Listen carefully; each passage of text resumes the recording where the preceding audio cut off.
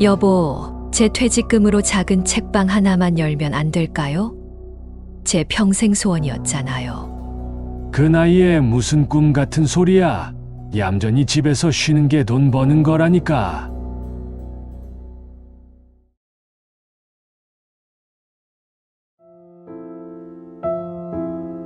안녕하세요. 황혼의 서재입니다. 오늘은 평생을 국어 교사로 살았던 박선영 씨의 사연입니다. 40년을 함께 산 남편은 제 평생의 꿈을 그렇게 단 한마디로 잘라냈습니다. 남편의 그림자 아래 저는 아내도 엄마도 아닌 그저 숨만 쉬고 사는 투명 인간일 뿐이었습니다. 과연 제 인생은 이대로 끝나는 걸까요? 평생을 헌신한 한 여자의 뒤늦은 반격이 지금 시작됩니다.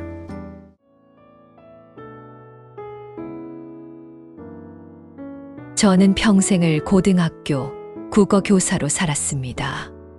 30년 넘게 아이들의 이름과 꿈을 칠판에 적으며 제 청춘을 보냈죠. 퇴직하던 날, 저는 이제야말로 제 이름을 위한 시간을 살 수 있으리라 믿었습니다.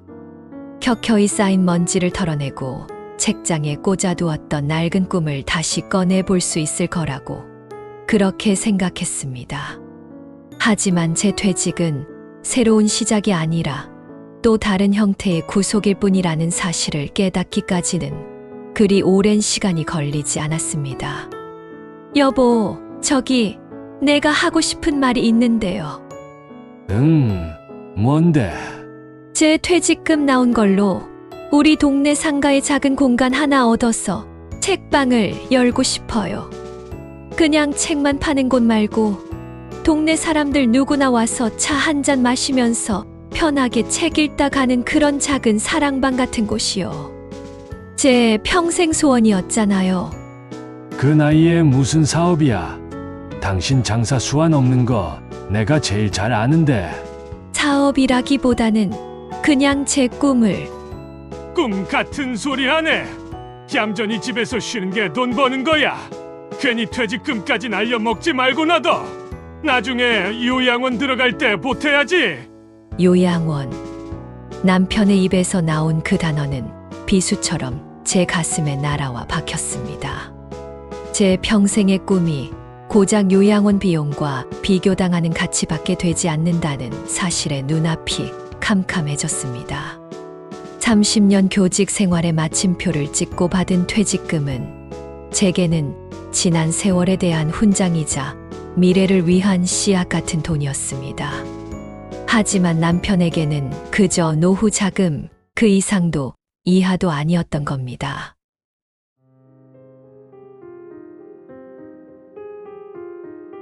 제 남편 최민준이라는 사람은 평생을 무역회사에서 일하며 성공 가도를 달린 사람입니다. 언제나 모든 것을 돈과 효율의 가치로 판단했죠. 저와는 정반대의 사람이었습니다. 저는 아이들의 시 한 구절에 감동하고 소설 속 주인공의 아픔에 함께 눈물 흘리는 사람이었지만 남편은 그런 저를 보며 쓸데없는 감상이라며 혀를 차곤 했습니다. 결혼 생활 40년. 어쩌면 저는 늘 남편의 세계에서 이방인이었는지도 모릅니다. 아이들을 키우는 동안에는 엄마라는 이름으로, 학교에서는 선생님이라는 이름으로 그럭저럭 버틸 수 있었습니다.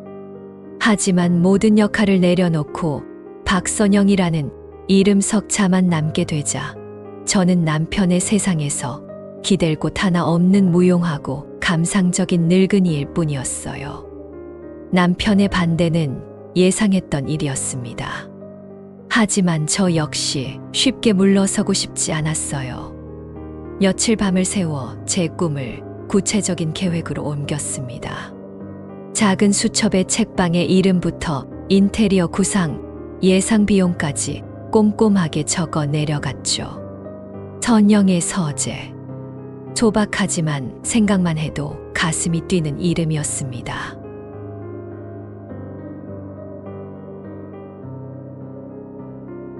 여보, 제가 한번 계획을 세워봤어요. 무턱대고 하자는 게 아니라 이렇게 하면 큰돈 들이지 않고도 충분히. 됐어. 말했잖아. 안 된다고. 당신 그런 거에 신경 쓸 시간에 집이나 깨끗하게 치워. 먼지 쌓인 거 안 보여. 남편의 손에 들린 렌즈는 제가 책방 보증금으로 생각했던 돈보다 훨씬 비싼 것이었습니다. 남편은 퇴직 후 사진이라는 새로운 취미에 푹 빠졌습니다. 수백만 원짜리 카메라와 렌즈를 수시로 사들였고 주말마다 전국의 명소를 찾아다니며 사진을 찍었죠. 남편의 취미는 고상한 여가 생활이었고 제 꿈은 돈 날려먹을 쓸데없는 지지였습니다. 그 이중잣대 앞에서 저는 또 한 번 무너져 내렸습니다. 더 서러웠던 것은 남편이 자신의 세계를 저와 단 한 번도 공유하려 하지 않았다는 점입니다. 남편은 자신이 찍은 사진들을 SNS에 올리고 사진동호회 사람들과 어울리며 즐거워했습니다. SNS에 올라온 사진 속에서 남편은 멋진 풍경을 배경으로 환하게 웃고 있었어요. 하지만 제게는 단 한 번도 함께 가자는 말을 한 적이 없었습니다. 사진 정말 멋지네요. 다음엔 저도 같이 가서 구경하면 안 될까요? 당신이 뭘 안다고? 여자들끼리나 가는 수다 떠는 여행이랑은 달라.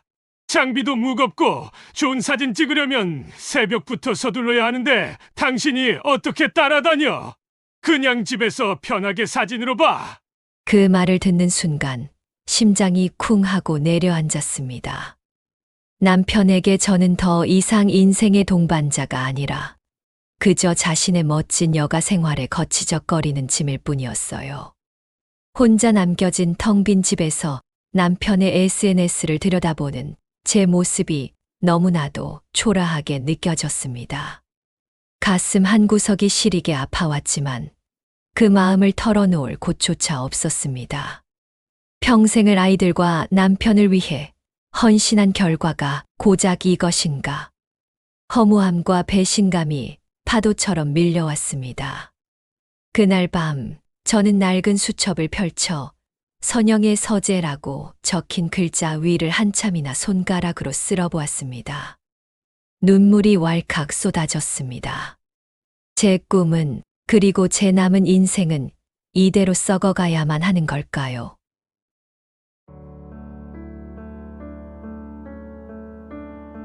책방에 대한 꿈을 접은 후 제 하루는 텅 비어버렸습니다. 시간은 더디게 흘러갔고 집 안의 공기는 폐 속까지 파고드는 먼지처럼 무겁게만 느껴졌습니다. 남편은 그런 제 마음을 아는지 모르는지 자신의 일상에만 몰두했습니다. 평일에는 사진 보정 기술을 배운다며 컴퓨터 앞에 앉아 있었고 주말이면 어김없이 카메라 장비를 챙겨 집을 나섰습니다. 남편이 현관문을 나서는 순간 저는 안도감과 동시에 깊은 외로움을 느꼈습니다. 그의 무관심이 저를 숨 막히게 하면서도 막상 그가 사라진 빈집은 감당하기 힘든 적막감으로 저를 덮쳐왔으니까요. 가장 비참했던 순간은 남편이 자신의 사진 동호회 사람들을 집으로 초대한 날이었습니다. 거실은 남편이 새로 산 고가의 장비들과 그가 찍어온 풍경 사진들로 가득 찼습니다. 저는 손님들을 위해 아침부터 분주하게 음식을 준비하고 차를 내갔습니다. 야, 형수님 음식 솜씨가 보통이 아니시네요. 최 선배님은 전생에 나라를 구하셨나 봅니다. 허허, 이 사람이 다른 건 몰라도 손맛 하나는 괜찮지.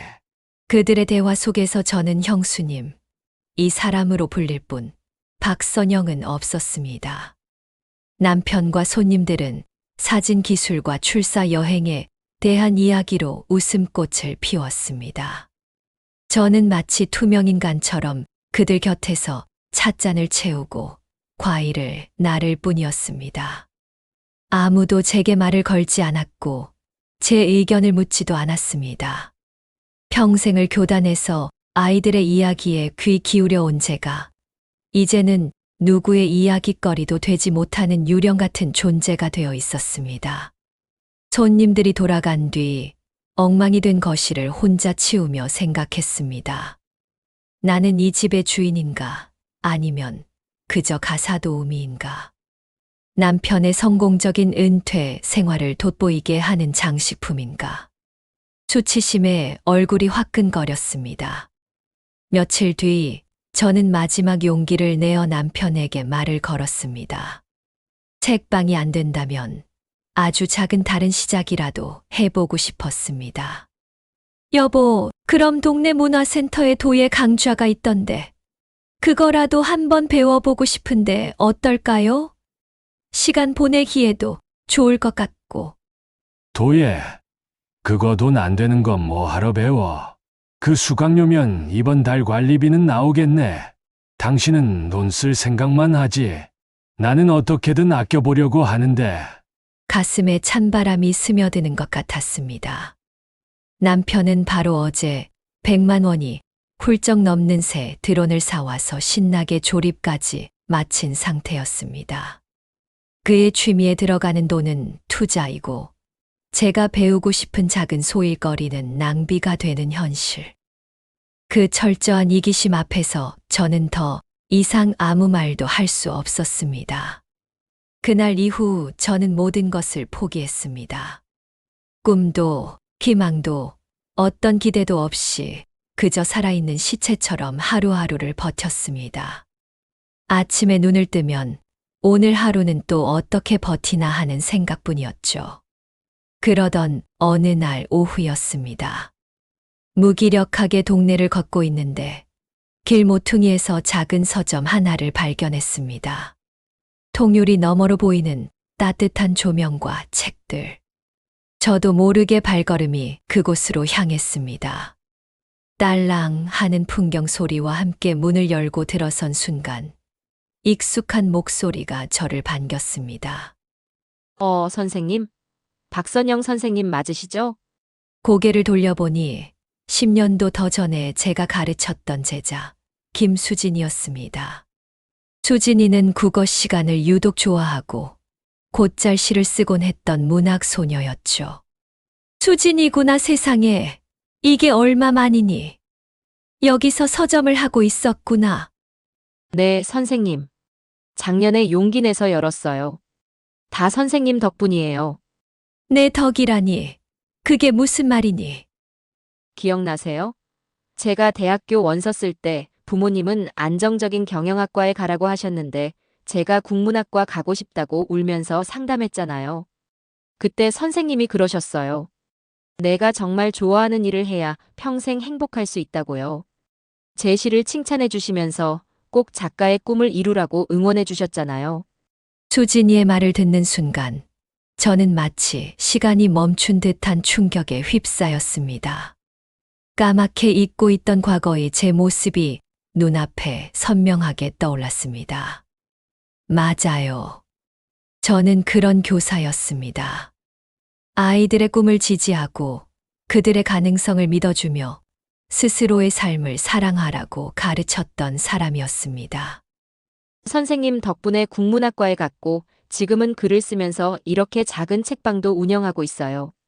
아직 돈은 많이 못 벌지만 하루하루 정말 행복해요. 선생님은 어떻게 지내세요? 퇴직하시고 더 자유롭고 좋으시죠? 수진이의 해맑은 질문에 저는 아무 대답도 할 수 없었습니다. 제자에게는 좋아하는 일을 하라고 가르쳤던 제가 정작 제 삶에서는 가장 좋아하는 것을 억압당하며 무기력하게 살고 있었으니까요. 제 인생 전체가 거짓말이 된 것 같은 기분이었습니다. 그 순간 제 안에서 무언가 단단히 부서져 내리는 소리가 들렸습니다. 서점을 나와 집으로 돌아오는 내내 제 머릿속은 수진이의 말로 가득 차 있었습니다. 선생님 덕분이에요. 하루하루 정말 행복해요. 그 말들이 끊임없이 제 심장을 두드렸습니다. 집에 도착하니 남편은 여느 때처럼 거실 소파에 누워 TV를 보고 있었습니다. 저를 흘끗 쳐다볼 뿐 아무것도 묻지 않았죠. 저는 제 방으로 들어와 낡은 수첩을 꺼내 들었습니다. 선영의 서재. 먼지 쌓인 내 글자를 가만히 내려다보았습니다. 하지만 더 이상 눈물이 나지는 않았습니다. 대신 가슴속 깊은 곳에서부터 뜨거운 무언가가 차오르기 시작했습니다. 그것은 분노도 슬픔도 아니었습니다. 오랫동안 잊고 살았던 제 자신에 대한 미안함과 이제라도 되찾고 싶다는 간절한 의지였습니다. 저는 펜을 들어 수첩의 빈 페이지에 또박또박 적어 내려가기 시작했습니다. 책방 계획이 아니었습니다. 그것은 박선영 인생 되찾기 계획이었습니다. 첫 번째 항목은 경제적 독립 알아보기였습니다. 저는 더 이상 남편의 아내, 아이들의 엄마가 아닌 박선영의 삶을 살기로 굳게 결심했습니다.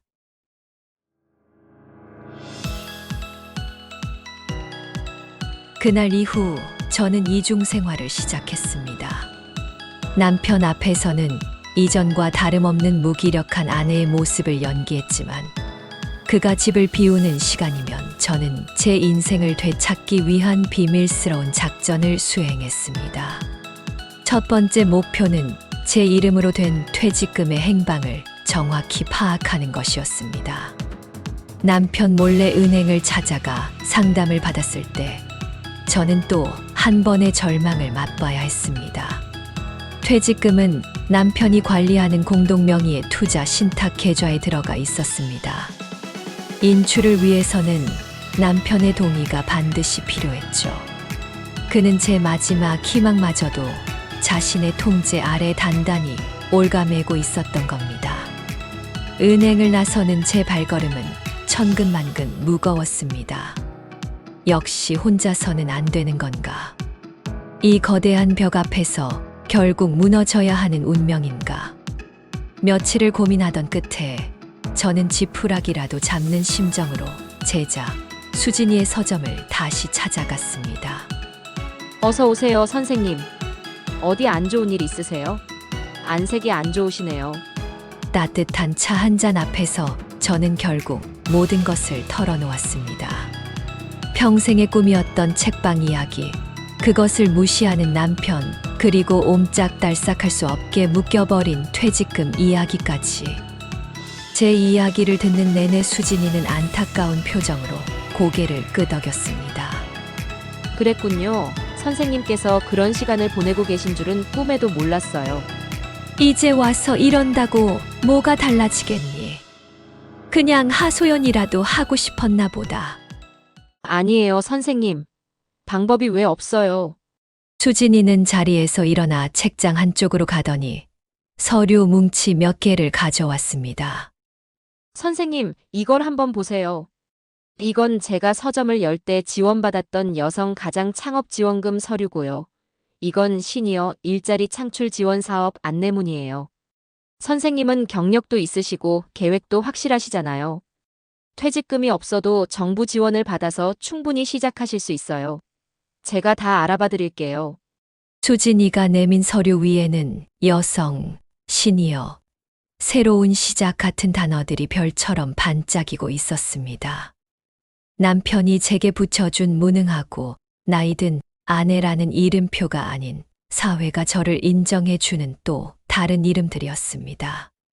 그 순간 막혀있던 혈관이 뚫리는 것처럼 가슴속이 시원해졌습니다. 그래, 내 힘으로 하면 된다. 누구에게도 의지하지 않고 오롯이 내 능력으로 다시 서는 거야. 그날부터 수진이는 제 든든한 조력자가 되어 주었습니다. 우리는 함께 사업 계획서를 더욱 구체적으로 다듬었고, 구청과 여성인력개발센터를 찾아다니며 필요한 정보를 모았습니다. 낯선 용어들과 복잡한 절차들이 어려웠지만 이상하게도 피곤하지 않았습니다. 30년 만에 다시 학생으로 돌아가 무언가를 배우는 일이 죽어있던 제 삶의 활기를 불어넣어 주었습니다. 문제는 예기치 못한 곳에서 터졌습니다. 남편이 우편함에서 시니어, 창업지원센터에서 온 안내 우편물을 발견한 것입니다. 저녁 식탁의 공기는 얼음장처럼 차가웠습니다. 이게 다 뭐야? 내가 그깟 책방놀이 하지 말라고 했을 텐데. 놀이가 아니에요. 제2의 인생을 시작해보고 싶은 거예요. 인생? 당신 인생이 뭔데? 평생 내 덕에 편하게 먹고 살았으면 됐지. 이제 와서 무슨 인생 타령이야? 당신이 뭘 안다고 사업을 해? 돈 계산은 할 줄 알고 사람들 상대하는 게 얼마나 피곤한 일인지는 알아? 남편의 목소리는 조용했지만 모든 단어에 날카로운 가시가 돋쳐 있었습니다. 평생 저를 무시해왔던 그의 시선이 고스란히 담겨 있었죠. 하지만 저는 더 이상 예전의 박선영이 아니었습니다. 네, 아직은 잘 몰라요. 돈 계산도 서툴고 사람 상대하는 것도 어렵겠죠. 하지만 배우면 돼요. 평생 학생들을 가르치기만 했지. 정작 저는 아무것도 배우려 하지 않았더군요. 이제라도 배우면서 제 인생을 살아보고 싶어요. 말 한 번 잘하네. 그래서 돈은 어디서 나고? 당신 퇴직금은 내 동의 없인 10원 한 장 못 꺼내는 거 알지? 내가 허락할 것 같아. 그는 최후의 무기를 꺼내 들었습니다. 돈. 평생 저를 통제해왔던 가장 강력한 수단이었죠. 하지만 그 무기는 더 이상 제게 통하지 않았습니다. 당신 돈 필요 없어요. 당신의 허락도 필요 없고요.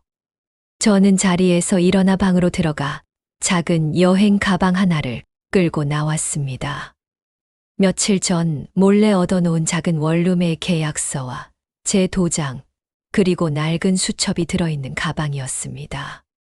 남편의 얼굴이 당혹감으로 굳어지는 것이 보였습니다. 당신 지금 뭐 하는 거야? 말했잖아요. 이제 내 인생을 살겠다고. 당신은 평생 당신의 성공을 위해 살아왔고, 퇴직 후에도 당신의 고상한 취미를 위해 살고 있죠. 단 한 번이라도 내 꿈을 존중해 준 적 있었나요? 나는 당신의 아내이기 이전에 박선영이라는 이름을 가진 한 사람이에요. 더는 당신의 그늘 아래서 투명인간처럼 살고 싶지 않아요. 제정신이야. 당장 그 가방 내려놓지 못해. 이 나이에 집 나가서 어쩌겠다는 거야? 남편이 소리쳤지만 그 목소리는 더 이상 위협적으로 들리지 않았습니다. 오히려 처량하게 느껴졌죠. 걱정 말아요. 당신 도움 없이도 어떻게든 살아갈 테니까. 이건 이혼하자는 말이 아니에요. 다만 나라는 사람을 찾을 때까지 당신에게서 독립하겠다는 선언이에요. 저는 그 말을 끝으로 40년을 살아온 집의 문을 제 손으로 열고 밖으로 나섰습니다. 서늘한 밤 공기가 폐부 깊숙이 들어왔지만 이상하게도 춥지 않았습니다. 오히려 태어나 처음으로 진짜 자유의 공기를 마시는 듯한 해방감에 심장이 세차게 뛰었습니다. 뒤에서 저를 부르는 남편의 목소리가 희미하게 들려왔지만 저는 단 한 번도 뒤돌아보지 않았습니다.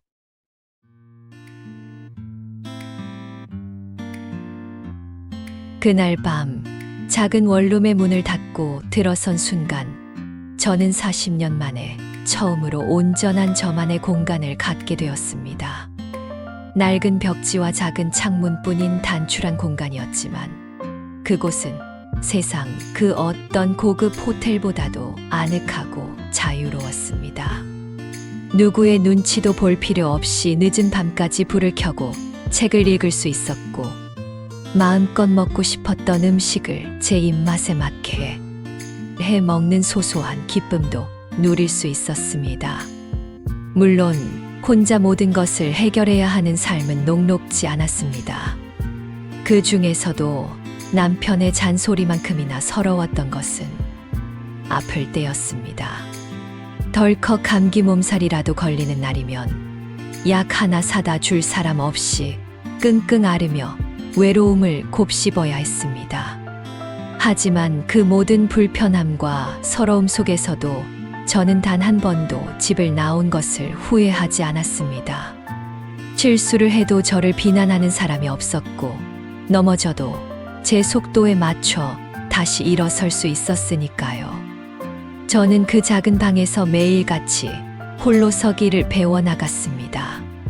정부 지원금을 받기 위한 절차는 생각보다 까다로웠지만, 제자 수진이의 도움과 제 30년 교직 생활의 성실함을 증명해낸 덕분에 마침내 저는 작은 상가를 계약할 수 있었습니다. 선영의 서재.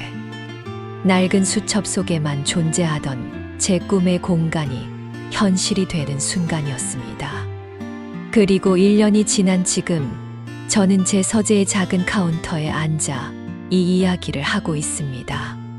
제 서재는 돈을 많이 버는 공간은 아닙니다. 하지만 매일같이 책을 사랑하는 이웃들이 찾아와 온기를 나누는 따뜻한 사랑방이 되었습니다.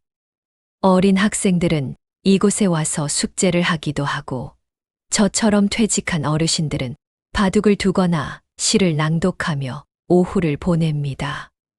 저는 그들에게 커피와 차를 내어주며 그들의 이야기에 조용히 귀를 기울입니다. 교단에서 내려온 지 한참 만에 저는 다시 세상과 소통하는 법을 배우고 있습니다. 아이들과의 관계도 오히려 더 좋아졌습니다. 처음에는 아버지를 혼자 두고 집을 나왔다며 저를 원망하던 아들도 이제는 주말마다 제 서재에 들러 꾸준히를 도와주는 든든한 지원군이 되었습니다. 엄마, 책 정리는 제가 할 테니 좀 쉬세요. 괜찮다. 내가 좋아서 하는 일인데 뭐가 힘들다고. 아니에요. 엄마가 이렇게 웃는 거 정말 오랜만에 봐요. 진작 이렇게 행복하게 해드렸어야 했는데 죄송해요. 아들의 진심 어린 한마디에 저는 그간의 모든 서러움이 눈 녹듯 사라지는 것을 느꼈습니다. 아이들은 저희 불행을 원했던 것이 아니라 그저 방법을 몰랐을 뿐이라는 것을 이제는 압니다.